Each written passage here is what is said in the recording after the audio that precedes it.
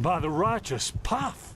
What happened to you? You look as if you've met the Black Guardian himself. Fever? Well, there could be many causes. Wait a moment. I think I still have some grunt root. That should be enough to ease your pain, at least for now. Take a seat at the fire. The warmth might help you. Oh, so now we're brewing potions for complete strangers. Well, if the strangers are about to die of fever, then yes. There was that oath we swore once, remember? To help the afflicted, to... Whatever. Thank you. Gruntroots, gruntroots. Ah, here we go.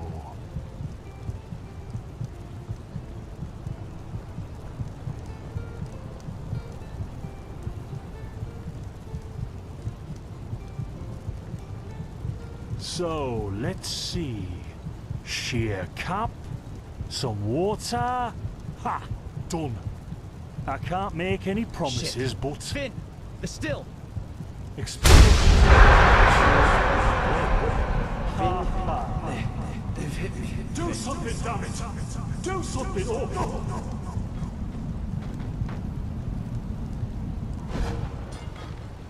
no! Oh, sod it. Do I really have to watch every step you take? That was a fucking close call. Hey, I'm sorry, all right. We'll pick up a new one in Ark.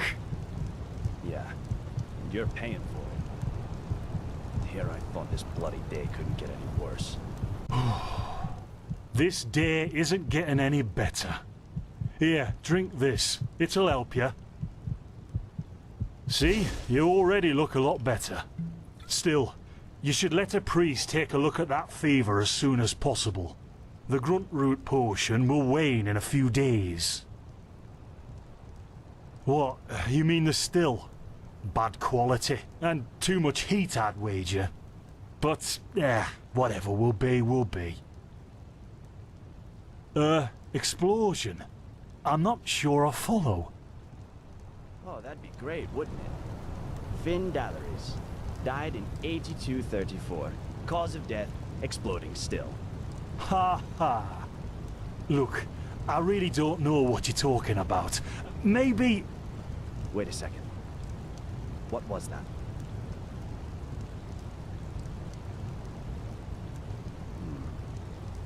I could have sworn I saw something moving over there. Oh shit! What the? Carbos! They've hit me, Finn. Those bastards. They've hit me.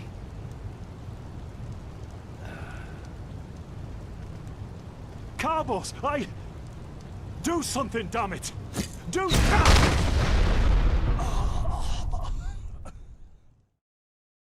Now would you look at that? Our mysterious survivor has awoken. Jaspar Matumiel Delveric. Jaspar for short. And you, my friend, are in my very own campsite. And before you ask, yes, the bandits killed both of the apothecary. The only reason you're still alive is that the impact of the explosion threw you right into a thicket. Luckily enough, most of your injuries are only superficial, and I've already taken care of them. Your fever, though, is an entirely different story. Suffice it to say, I was on the perimeter. And no, I didn't help for two reasons. One, I was outnumbered like crazy, and two, I'm in a happy relationship with my entrails. I wish I had a more heroic answer for you, but I don't. Sorry. Yep, quite a lot, actually. You're suffering from first-degree Arcanist's fever. I'm quite surprised that the old apothecarius didn't see that, to be honest. You're suddenly capable of doing things you previously knew only from the bard songs, right? And you're feeling unusually strong and dizzy at the same time? While drinking herbal potions leaves a, well, kind of a bitter feeling in your head? Yep, your magical talent has broken free inside you. I don't have any myself, but I've worked together with enough Arcanists to know the signs. Simply put, what's happening is that your body can't cope with the magic. This isn't much of a problem at first, but if you don't do anything about it within the next couple of months, you'll find yourself running through the heartland naked, throwing fireballs at everything that moves. You'll lose your mind, to speak plain and all. Yes, of course. Though someone who's magically gifted will always react differently to certain situations than someone who isn't. As I said, some herbs will always worsen your fever, as will magically contaminated areas. Among other things, yes. Just as being magically gifted can make a person powerful, it can also make them sensitive and prone to certain conditions. Just don't overdo it sleeping in ruins or in the wilderness. Instead, set up a camp somewhere. Plus, as you've already said yourself, don't overdo it with potions. Well, that depends on how bad it gets. At first, you'll suffer these diffuse headaches from time to time. Then your sight will permanently blur. And then you'll suffer a case of acute death, so to speak. Yep, everything has its price, as the wise hermit likes to say. What? No, that won't help you in the long run. What you need is ambrosia, a special mixture of herbs that can remedy the fever without any side effects. Every good alchemist has that in stock, but it'll cost you. Visions?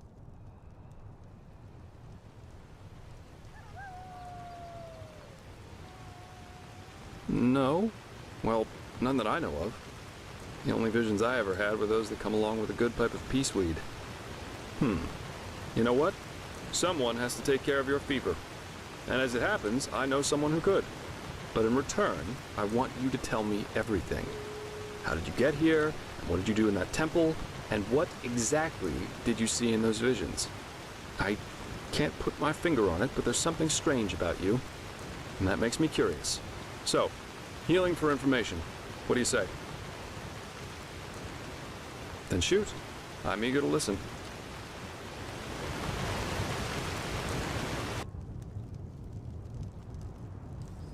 I understand. My condolences for your loss. So that means you somehow survived this execution. And before you got washed ashore, you had this, this dream? In which you saw burnt bodies and a blinding light.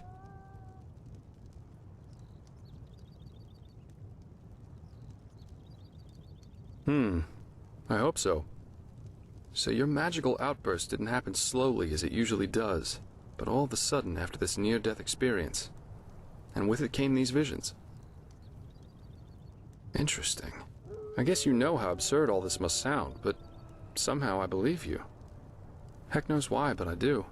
So, that means I'll introduce you to my employer. If anyone can help you, it's him.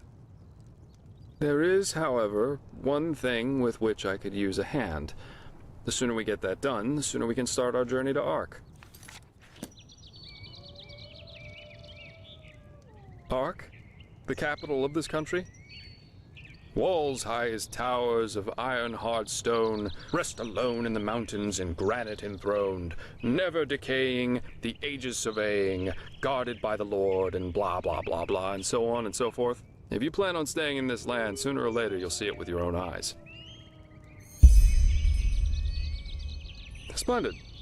There are some things that need some explanation before we can get started, however. Where should I start? I take it you've noticed that in the past 2.5 years, this world has fallen into political chaos, right? Civil wars, usurpers everywhere, you name it. And even though Enderal isn't directly affected by these wars going on everywhere, there are strange things happening here too. Take the Woodsers, for example. There have been an unusual number of reports of wanderers being attacked by them in the open, which has never happened before. And the same goes for the Lost Ones, the living dead. Until 2 years ago, they were a rather rare magical phenomenon. But now every other corpse not properly cremated starts walking again as if it were the most natural thing to do. The strangest thing, however, is what they call the Red Madness.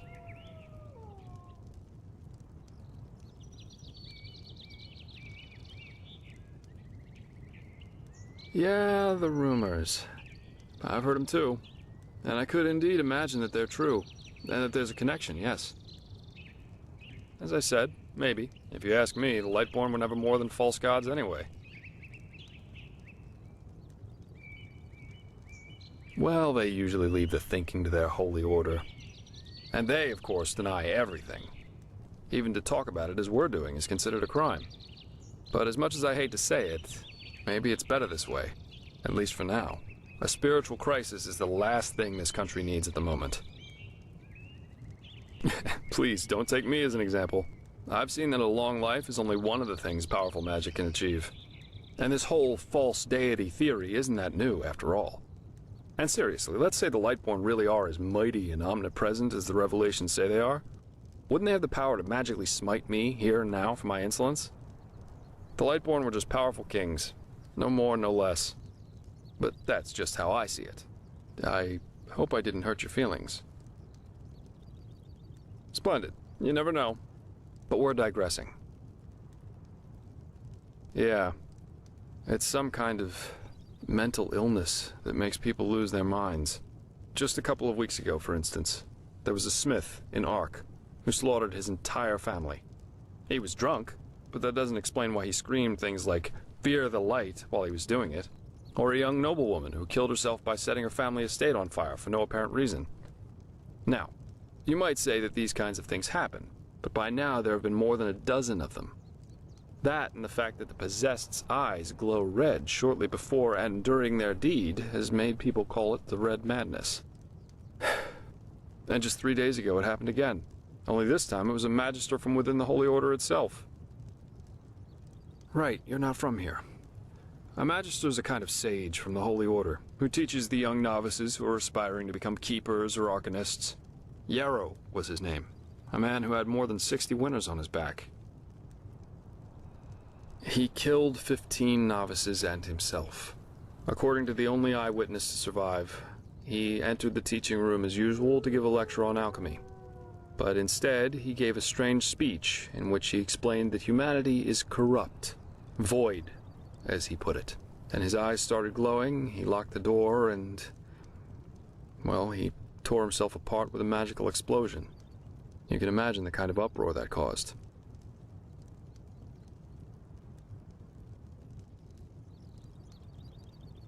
Well, I'm not exactly one for vows and austerity, so no, I'm no keeper. I guess you could say my specialty is recovering things that have been lost. Treasures, tomes, memories, and the like.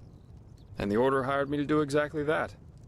They want to know how a highly intelligent man like Yarrow could fall victim to the Red Madness. And also if there's a discernible pattern to how this malady, or whatever it is, chooses its victims.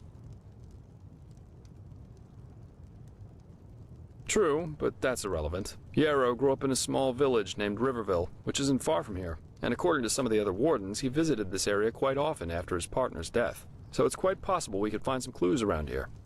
Shards of his past, if you like. I've already searched most of the area, but a second pair of eyes wouldn't hurt. What do you think? Well, for starters, I need you to travel to Riverville and talk to an old man named Alfred. He was a childhood friend of Yarrow's, and he might be able to tell us something worthwhile. Secondly, a boy from the village told me that he saw Yarrow throw something into the water near a cliff to the east.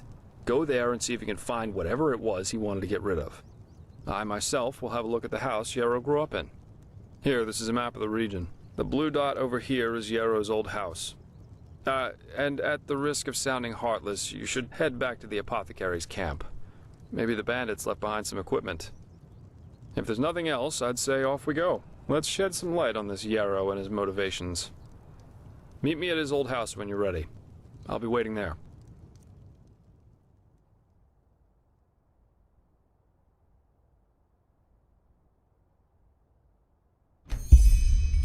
Huh?